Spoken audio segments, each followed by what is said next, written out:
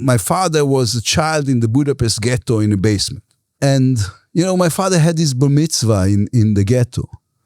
His mother called him and she said, you don't remember this, but today's your bar mitzvah. Dad is not going to come because my grandfather was murdered in the Mauthausen concentration camp. And she said, I cannot bake a cake. They lived out of mostly the meat of dead horses they found on the street. And she said, there's only one thing I can do. And she pulls out a very small bottle of Chanel 5, which is the perfume elegant ladies used to use. And she broke it on the floor. And for a second there was in the basement the smell of flowers and spring. And she said, at least it's not going to stink in my son's bar mitzvah. So I'm looking at my daughter and I'm telling myself, now what? My life is just this road between those two basements. And ever since this morning, my only goal is to get out of the basement. Emotionally, spiritually, this is the society we wanted to build in this country, is the society that says no to living in basements.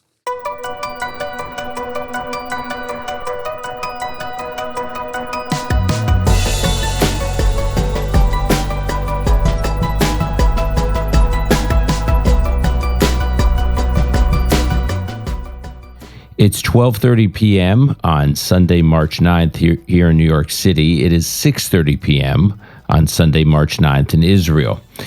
In the immediate aftermath of October 7th, 2023, many Israelis expected a political reckoning for the failures of its government going back a number of years, but especially on October 7th, the greatest catastrophe in Israeli history. For the past 17 months, political polls in Israel have consistently shown that a majority of Israelis believe that the Netanyahu-led government should take responsibility for those failures. And yet, despite all of that, no strong alternative to Netanyahu, or the political right for that matter, has emerged from that opposition. While there is no shortage of politicians and people who oppose Netanyahu, the ability of those on the center and the left seem to be stymied at best. In the brief time that Netanyahu was the leader of Israel's opposition under the government of Naftali Bennett and Yair Lapid, he did all he could to ensure that the government was short-lived.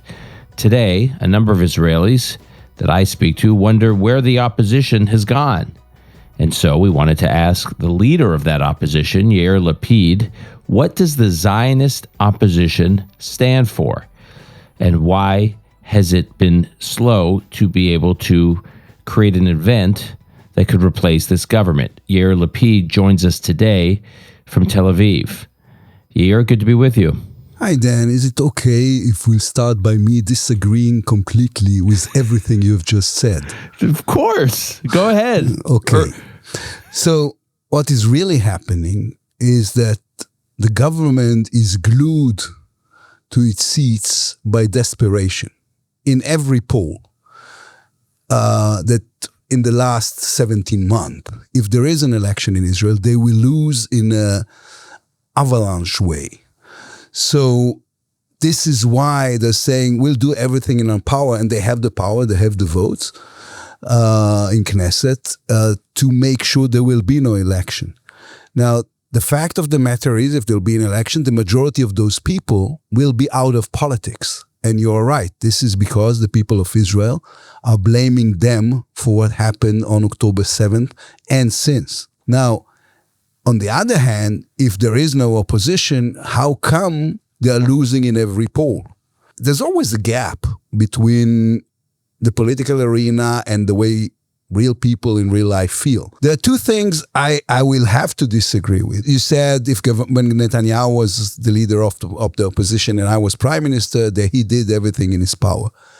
Yes, including things that we're looking back at and we are doubtful if they're legal. For example, the two Knesset members that have been part of our coalition and decided all of a sudden to vote against the coalition are now ministers in the Netanyahu's government, which is illegal. Now, a lot of people want me to do the same. to go to a back alley, to make dark offers in dark rooms, and to be their Netanyahu. I refuse. I don't think that the two alternatives that the Israeli people need to have is one government that is corrupt to the bone and another one who wants to be corrupt to the bone but doesn't succeed. A real alternative means, yes, we are not like them. We don't want to be like them. We saw where does it lead us as people, as a society. I want to create a healthy community in Israel. Being an alternative means you're not going to do some of the things they have done. And on top of this, there's another thing. There was in the last year and a half a war. And you are not doing the same things you're doing in wartime that you do in peacetime. Meaning our soldiers, those young lions, are in Gaza, in Lebanon, in the West Bank, in Syria, fighting for our lives. So you have to limit yourselves in terms of the political vocabulary you're going to use, even though people would blame you for not being ruthless enough for politics. In those little groups in Gaza who are fighting as we speak, there is somebody from the right and somebody from the left, and a Lapid supporter and a Bennett supporter and a Netanyahu supporter. But they are fighting together as units, as one. And we don't want to tell them that the Israeli political arena is trying to separate them. We are separated enough as it is. Okay, but I do think there's something else going on here. I think, which is the entire Israeli political spectrum has moved to the right. So if you were right before October 7th, you are very right now. If you were center before October 7th, you've probably moved center right. If you were left before October 7th, you've also moved probably more to the center or perhaps the center right. And therefore, I do wonder whether or not anyone in the opposition, maybe with the exception of Yair Golan, who we just had on the podcast, I do wonder whether anyone outside of government is articulating a vision for where Israel goes with this war, and not just this war with Hamas, but the Seven Front War, that is really concretely different from where the Netanyahu government is going. I'm not talking about the details, and I'm not talking about the tactics, but from a big picture perspective, does the Netanyahu-led government see the threats arrayed against Israel in a way that is much different than you do? I don't know about moving to the right or to the left. I think all the definitions of right and left are gone since October 7th. We are more motivated by fear and pain. I do not think that fear and pain are good political leaders. There will always be politicians who will try to exploit on fear and pain. And part of our job is to say, we understand, but we think that there must be a smarter way of handling things. And this goes to your question. Right now, we've been fighting for a year and 4, 5, 6 months without an end game, without a goal. Now, war is not a goal. War is a tool. War is a mean. And the Netanyahu government didn't articulate, not to itself and not to anyone else, what is the better future they're trying to create, because they have no clue. And this is probably why they're now saying we will vote for the opposition when the election will take place. We think, for example, that Egypt should run Gaza for the next 15 years. And of course, we are saying we want to do everything in our power to push forward what is known as the normalization with the Saudis, which is even a bigger thing, which is creating a regional coalition. And we understand that part of this is going to have a Palestinian component. We want to be able to influence this. We're not going to just give in on our security. We do remember that they were serving candies in Ramallah on October 7th. And therefore, we have a lot to be worried about. And the incitement in the textbooks of the Palestinian Authority is still unbearable. Still, I think we at least have a vision of separation from the Palestinians within, I don't know, the next decade.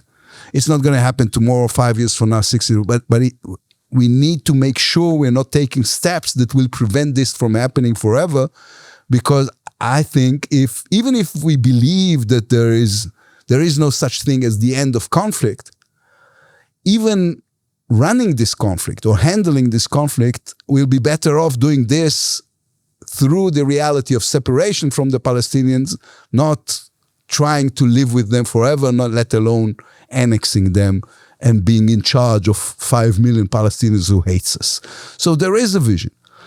There's another flaw to this, which is domestic issues. What kind of country we want to be? What kind of a democracy we want to be? How are we going to balance between those very contradicting terms, Judaism and democracy? I mean, we've been saying we want to be a Jewish democratic state, but there is an inherent contradiction within those two terms that needs to be handled in what I've mentioned before as a healthy community. We need to rebuild as a healthy community. Bringing back the hostages is stage one for any rebuilding of the Israeli society, but there's so much more to be done. And right now, the Netanyahu government doesn't have a vision. You don't have new visions after 20 years in power. You're just trying to maintain. Everybody talks about Machiavelli's Prince, and nobody actually read it, or they read it 35 years ago and they don't remember. Basically, what Machiavelli is saying is the purpose of the government is to stay in power. And apparently Netanyahu was a devoted reader. I want to come back specifically to the Palestinian issue, and also your plan, your proposed plan for Egypt running Gaza. So those are contemporary issues I want to get to. But before I do, I asked all of our first-time guests this question, which is, can you take us back to October 7th for you, where you were when you were learning about these developments, these catastrophic developments, and what were you thinking? Like, what was going through your head? I will start 2 weeks beforehand. On September 20, I just came out from a security briefing with Netanyahu. We do this monthly. It's the law here. You mean it's law that the leader, the formal head of the opposition, must be briefed monthly by the Prime Minister on the security situation, just generally? Yeah. Yes. Okay. It's a monthly briefing. So I went to the briefing and I was horrified by what I heard. So I spent 3 days reading in the Foreign and Security Committee all the intelligence materials, and then I told them, I'm going to have a press conference. I will not forgive myself unless I will warn the people of Israel that something terrible is going to happen. So we did the press conference, and I said, to the limit of scratching the surface of telling people things they should not know, but basically I said, listen, something horrible is going to happen to us. The government has neglected its first duty, which is making sure we are safe. Security situation is at its worst and nobody cares. So I wasn't surprised. October 7th, 6:30 in the morning, I wake up from sirens in my home in Tel Aviv, and my first thought is Yael. Yael is my daughter. She's a young woman with special needs. She's autistic. She doesn't speak, and therefore, when something radical is happening, it is very hard to explain to her what is happening. So I'm going to her room, and I wake her up.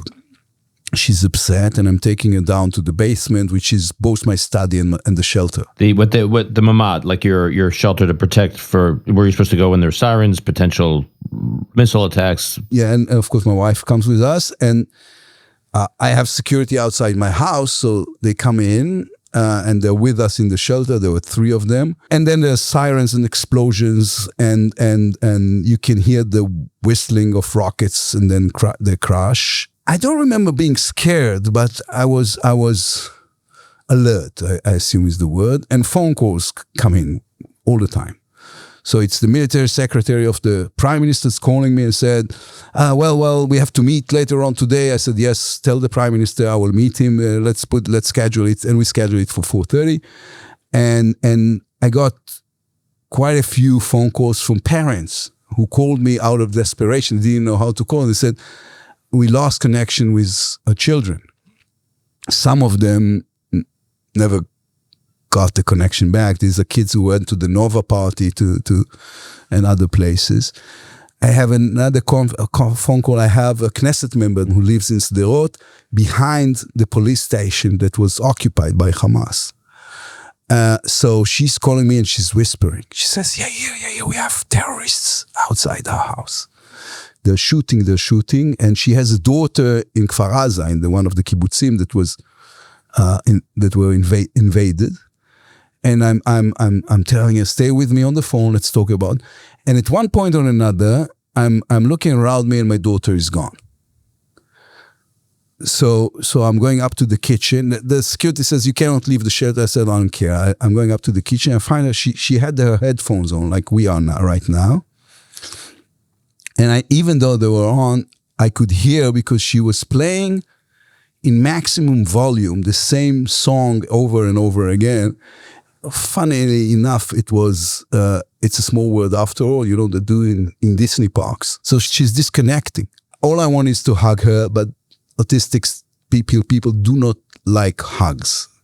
So I'm just holding her hands because I don't want her to bang her own head. And I say, Yaeli, we have to go down. And by then the security came up with me. So now I feel like I'm risking their life, and it takes time. And we're going down, and Lihi, my wife, helps me, of course. So in a way, my focus was on this. So I was there for a while. Television was on, and Lihi is looking at television. She looks at me, she looks horrified, and she says, 40 people were killed. And I said, Lihi, it's way more than 40 people. Images are coming through television. Stories are coming through the phone. One of the reporters called me, I don't remember whom exactly, and I said to him, maybe because of my own background, being the son of a Holocaust survivor, I said, this is the worst day for the Jewish people since the Holocaust. Which it was. Which it was. He answered like I have a flair for the dramatics, but listen, I'm just looking at this basement. My father was a child in the Budapest ghetto in a basement.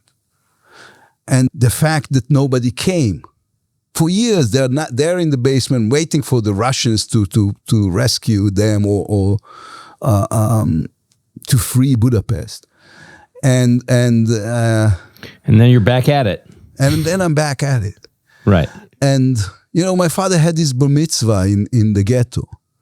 His mother called him and she said, he didn't remember he has a bar mitzvah. And she said to him, you don't remember this, but today's your bar mitzvah. Dad is not going to come because my grandfather was murdered in the Mauthausen concentration camp.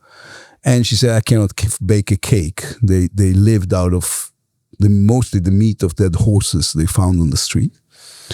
And she said, there's only one thing I can do. And she pulls out a very small bottle of Chanel 5, which is the perfume elegant ladies pre-war world used to use.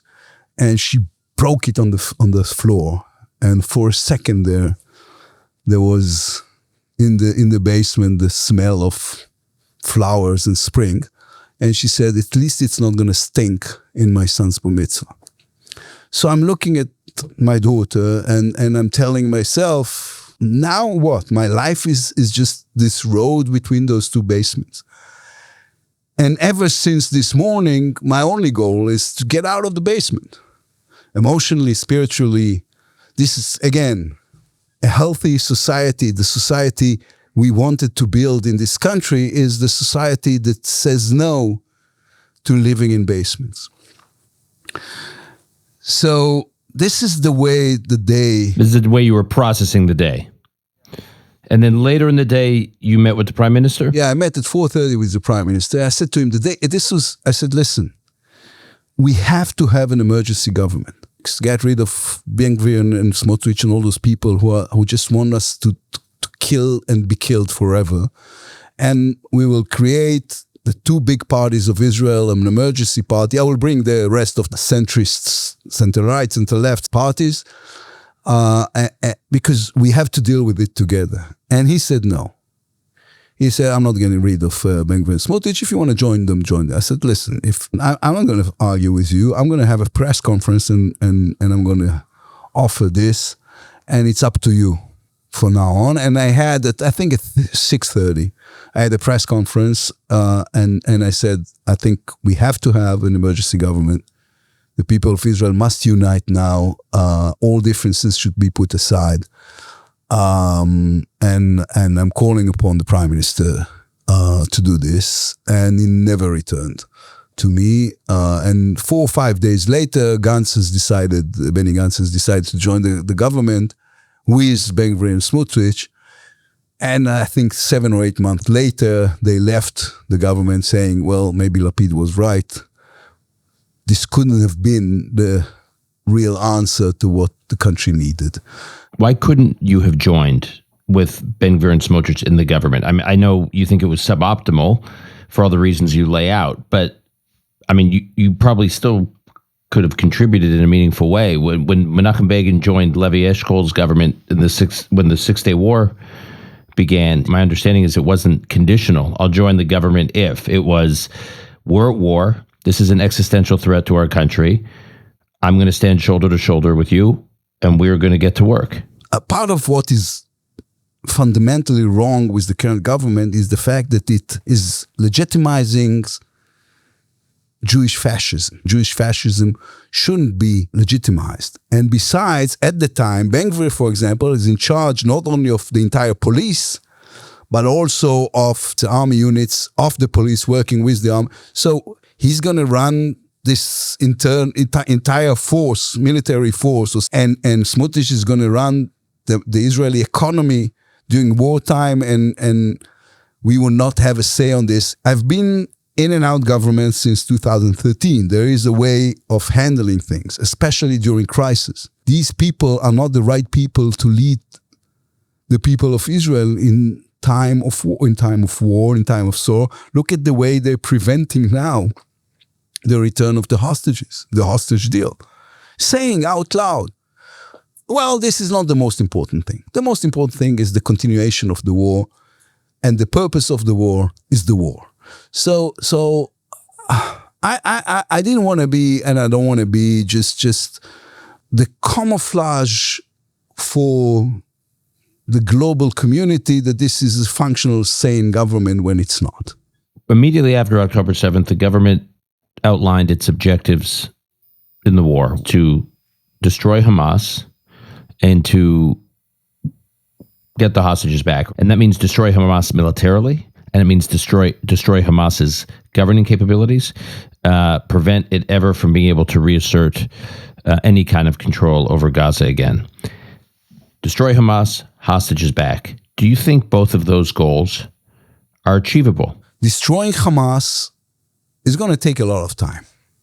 They have moved quite rapidly from a semi-military organization to a guerrilla army, and fighting guerrilla is always long. So I completely agree to the fact that this is a goal for Israel to eliminate Hamas, to destroy its military capabilities, and to find an alternative governing body to Gaza, because, annexing Gaza is no option. But the return of the hostages, it's just way more urgent, because they are dying there, because we have a duty to them, because there's no way for the Israeli society to heal unless there will be a proof that Israel has done everything in its power, including concessions we don't like, and we do not, in order to bring them back home. Do you think there's any lesson from the 2011 hostage deal in which Israel released 1,027 Palestinian prisoners from Israeli prisons for one hostage? Some of those prisoners included Yahya Sinwar and his lieutenants, who were serving multiple life sentences, who returned to Gaza, rose within the ranks of Hamas, and lived to plot and orchestrate October 7th. There is this sense that when you do these kinds of lopsided deals, A, you guarantee there will be more violence against Jews because violent people, which we now know with genocidal ambitions and who are quite capable in terms of executing those genocidal ambitions, get released from Israeli prisons and they get to work in Gaza or the West Bank, wherever they go. And B, you just create that incentive system because the message you send to Hamas and other enemies of Israel is stealing Israelis' works.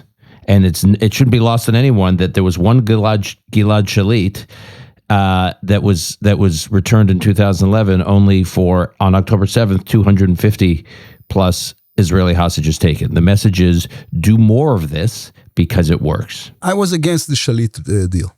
I was one of the very few voices within the Israeli public arena. Yeah, you weren't in government. I wasn't in government. Right. I was. Did you come out publicly? Yes.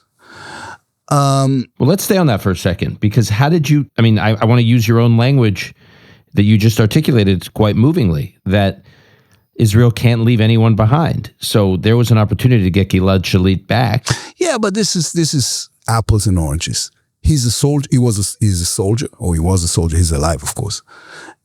He was one man. He wasn't neglected, or there wasn't a disappearance of the government and the army at the same time when he was taken hostage, and the price was too high. But going back to what you have asked, there's no shortage of people who wants to kill Jews because they're Jews. There's no shortage of homicidal maniacs on the other side of the border. It is up to us to prevent the murder of Jews.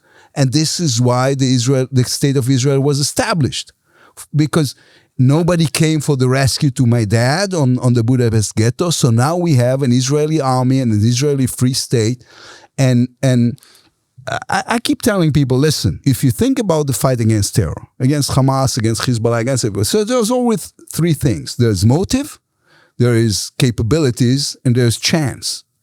The motive is always the same and has been for here in Israel in the last 140 years, in the history of Judaism for the last 3,000 years. They want to kill Jews because the hatred that is ancient and diabolic. The capabilities, you know what? The capabilities that we saw on October 7th, when it's not like they were using, ballistic missiles. These was guys with trucks and Toyota trucks and Kalashnikovs, AK-47s.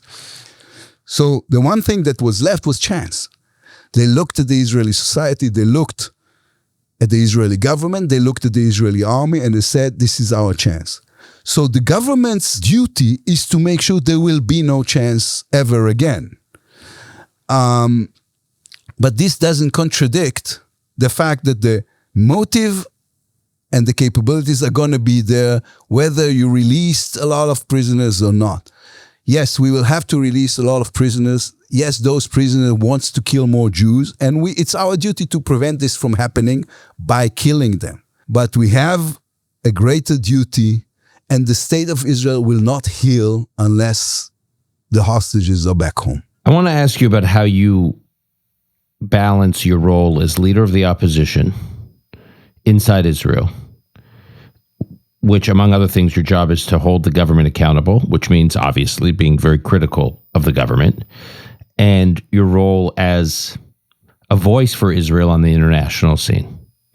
And as a strong supporter of Israel, as an American, when I have been on television defending Israel on American television during various flashpoints since October 7th, and I defend decisions Israel is making, I will deal with the situation where the anchors of these shows that are interviewing me will say, well, do you see what other Israeli politicians are saying about Israel's decision making? Do you see these protests in the streets? Do you see what, like, they agree with us, not with you, is what these television anchors who are interrogating me say.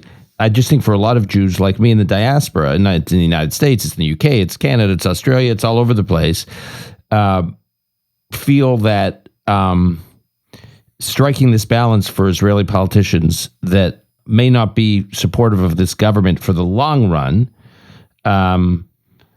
is understandable, but also their role in making the case for Israel at war and Israel under siege is equally, if not more important. Yeah, well, listen, there's no textbook. What do you do as an opposition leader? It's when I came into politics, creating a party of the Israeli center, of the Israeli middle class, of people who are saying we are not happy with the way this country is spreading its resources, or we want to support liberal values. Nobody has prepared me or anyone else to the moment in which we're going to have the worst day for the Jews since the Holocaust on one hand, but we will have to present at least some aspiration to unity to the world. So there's no way for me to, nobody has ever given me the textbook for this. So what we're trying to do is to make sure people understand you can be critical of the government while being fully supportive of the people of Israel and the state of Israel. 2.5 weeks ago, I was in AIPAC. So I was the keynote speaker.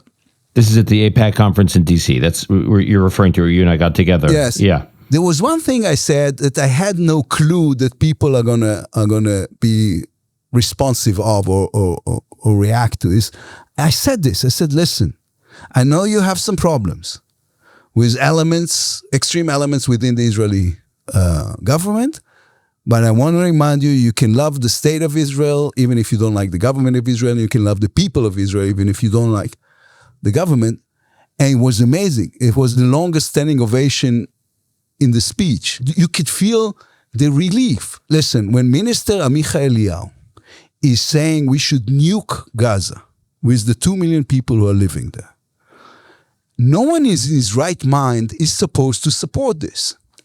And when somebody is asking you about this in international media, I don't want to blubber and I don't want to say something that will be elusive enough for people to understand I'm against it while not being critical of the government of Israel. I'm against it, period. And the fact, for example, that the Israeli government has failed to say on every screen on the Western sphere that we are sorry for every child who died in Gaza because children are not supposed to die on grown-ups' wars. And then again, this doesn't mean you're going to use all kind of humanitarian sayings or phrases in order to prevent us from defending ourselves. Doesn't mean I cannot do it. So yes, Israel cannot allow itself to have a nuclear Iran. Yes, we're going to fight Hamas till the last one of them is gone, no matter how long this will take. So on that note, how would you assess the way Israel and the IDF have conducted this war? If you're asked on an international platform, if you're subjected to criticism of how Israel has conducted this war, how do you respond? I tell them, listen, we've been fighting against a horrible terror organization that is using its own people as human shields. They're using the elderly, the babies, the children, the women as human shields. And we are doing our best to avoid hurting the innocent, but this is war.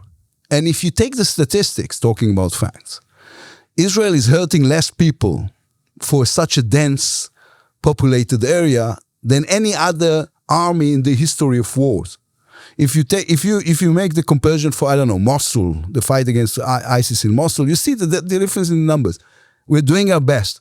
But what are they expected? Are we expected not to be engaged in the war against those people and just wait, sitting on our hands, waiting for them to kill us again because they have the ability to manipulate public opinion in the West against us? No.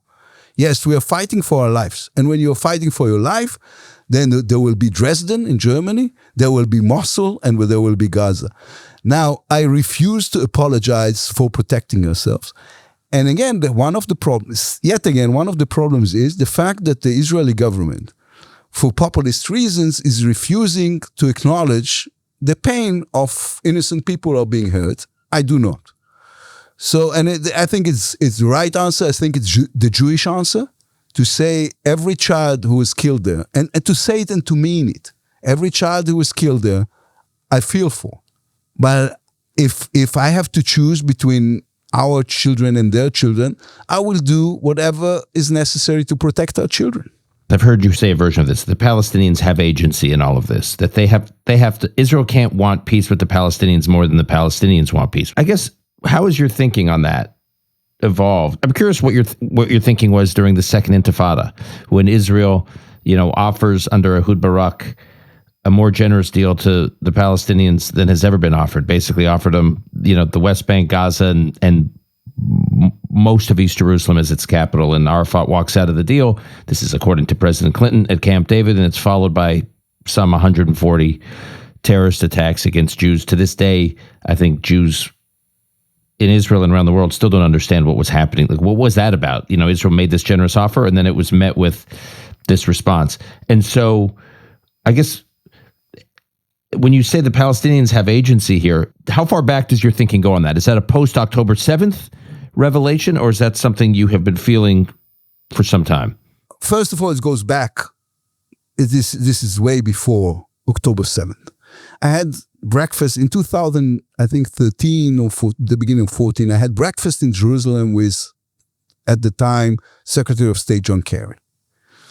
I was in the Israeli negotiating team with the Palestinians. We came up with what it was known later on as the Kerry framework, that Tzipi Livni and myself, we have pushed Netanyahu to agree to it, and then President Abbas went to Washington, sat in the White House opposite President Obama, and said, "No way, Jose." So what I was telling at the time Secretary Kerry, and this applies for these days as well, is that I'm still a supporter of at least maintaining the possibility of the two-state solution. But we have to understand the Palestinian state, or wannabe state, needs to be a peace-loving one.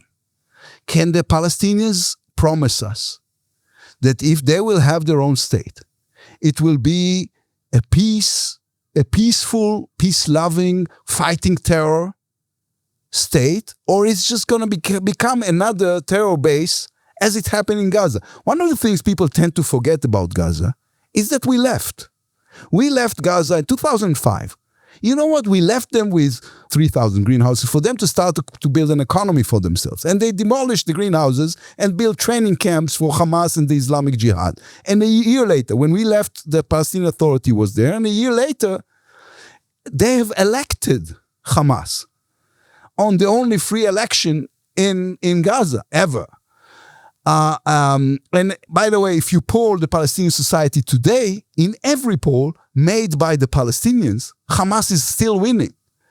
So here's the difference. Here's where the center stands. Okay, unlike the left, we don't believe that signing a piece of paper will solve all the problems and will bring us to the end of conflict. This doesn't work this way, not everywhere, especially not in the Middle East. Unlike the Israeli right, we do not believe that there's a possibility of maintaining the conflict, as they call it, forever and ever. These are 5 million people who hate us. We'll be better off separating from them. But we have to separate from them in a way that will promise us the one most important thing, which is the security of the Israeli people. But the burden of proof is on the Palestinians to be the peacekeeping, non-violent country if they want to ever become a country. One thing I've been struck by, I've been conducting interviews since October 7th with a number of Israeli officials and current officials, past officials, journalists, and there's this sense that the threat from Hamas that unleashed itself on October 7th had been building for years and years and years. It didn't happen overnight. Mm-hmm. And some of the fiercest critics of the government that is in power and was in power and still is in power on October 7th were in positions of power during those years and years. They were senior military officials. They were senior government officials. You yourself said, in the 2014 Gaza Hamas war with Israel, you were the finance minister. You've since been foreign minister and prime minister. Did you see this? I mean, I know you said from those security briefings in 2023, close to October 7th, you were alarmed, which I get. But this thing was years in the making. You don't build, hundreds of miles of tunnels overnight. You don't train what is the equivalent of a light infantry army of a sovereign state with 25, 26 battalions overnight. This stuff doesn't happen overnight. There was something big happening over a long period of time, some of which you were serving in various governments. What you do when you run a country or when you're a government, what you do is you manage the risks. Hezbollah, even today, is a much bigger terror organization than Hamas and a much bigger threat. Iran is a much bigger threat than any country around us, including Syria, Lebanon, etc. So, what you do is you make decisions according to a situation. The problem, as I said, there was always the same motive, there was always the capabilities, and there was the chance. The one thing that we were not prepared for is a government that gets all the signals and doesn't seem to care. When I was prime minister, every morning starts the same way. Okay, I wake up at 6:30, I'm going to the office, they bring me my first coffee. Where's the first coffee? Enters the military secretary and tells me what is going on the borders of Israel, which is the immediate threat. Because when you are the prime minister of the Jewish state, the first thing you have to make sure is that the Jewish people are protected. So he's saying, this is what's happening with the border in Gaza. This is what's happening in the border of Egypt, which we have a peace agreement with. This is what's happening in the border of Jordan, and et cetera, et cetera. And you go into details with him about each and every border because this is the job. They just published some of the investigations they did within the army, and they said there was a chance in September 22 Sinwar felt that he's ready to the same kind of invasion and gave it up. The reason he gave it up, there was a government in Israel at the time that said that was really alarmed and alert and ready. The one thing that happened is, even though he was warned so many times that the judicial reform or revolution is weakening the Israeli society, and even though everybody was saying that this government is not preoccupied with the right things, that's dealing with tearing apart the Israeli society instead of making sure that the Israel security is as alert as it should be, is the reason they attacked. So yes, Hamas was a threat 2 years before, 5 years before, 10 years before. But they could have done it on October 7th because of negligence by the army. This was a toxic combination between the wrong government and complacent army that has neglected its duty, and a tragic misunderstanding by some of the security intelligence bodies reading the material that was mounting on their tables. So everybody is to be blamed. And everybody who was there at the moment should go home. I don't want to say in shame, but at least take the responsibility opposite the Israeli people and the families of the people who were killed. Okay, Yair, I know you've got to wrap. Before we do, I often ask our guests to end with some glimmer of hope. Can you? What are you hopeful about? Because I know your job as leader of the opposition is to be critical, very critical. And so tell me something you're hopeful for. Okay, I'll give you the historic perspective. This was embodied into the conversation. My grandfather died in a concentration camp, naked in the snow, killed for being Jewish. My father was a child in the Budapest ghetto. In 1948, he made Aliyah to Israel in a shaky boat, came to a very, very small country, only 600,000 Jews, less people than what lives now in Jerusalem, okay? My children grew up in the startup nation with the biggest, smartest, strongest military in the Middle East, with friends, with deep relations, with connection and relation, family relation with the diaspora, we are doing better. The thing is, we don't wake up in the morning and doing historical perspectives, because this is not how we work as humans. But basically, if you look at the situation of the Jewish people in the last 80 years, we have built something here in Israel. In 80 years, less than the 80 years is, my starting point is dad in the ghetto and to right now. So in 80 years, less than a lifetime of one man or a woman. My mom is 90 years old. We have built something incredible. And come rain or come shine, this thing is going to exist.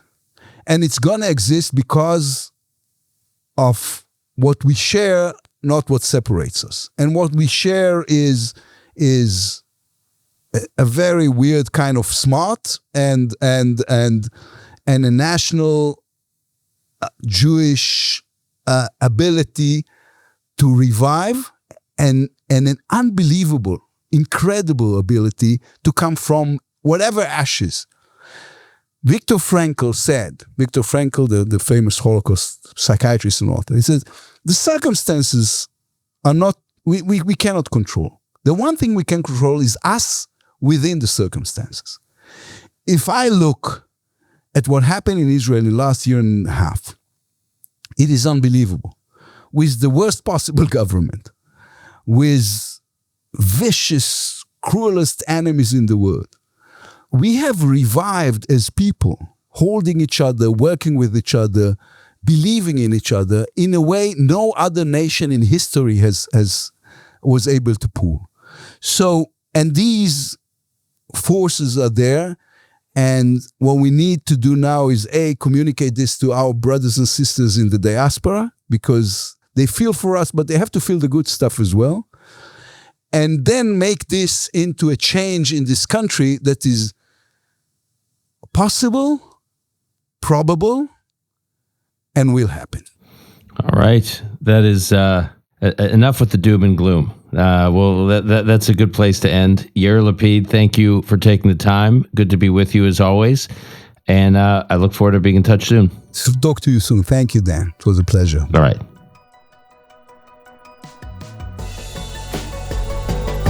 That's our show for today. If you or your organization are interested in sponsoring Call Me Back, we'd love to hear from you. You can reach us at callmeback@arcmedia.org. That's callmeback@arcmedia.org. If you found this episode valuable, please share it with others who you think may appreciate it. Time and again, we've seen that our listeners are the ones driving the growth of the Call Me Back community, so thank you.